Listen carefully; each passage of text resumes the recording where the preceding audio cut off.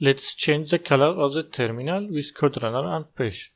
First, you must go to extension marketplace and here just type code runner. Just click install and then go to extension settings. Type here just exe and here you are, Executor Map. Click edit in settings.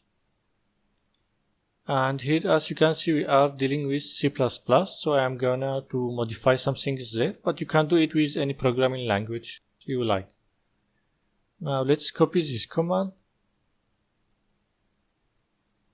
and let's replace it with the C++ one, and then let's save the file and let's try it. And here you are.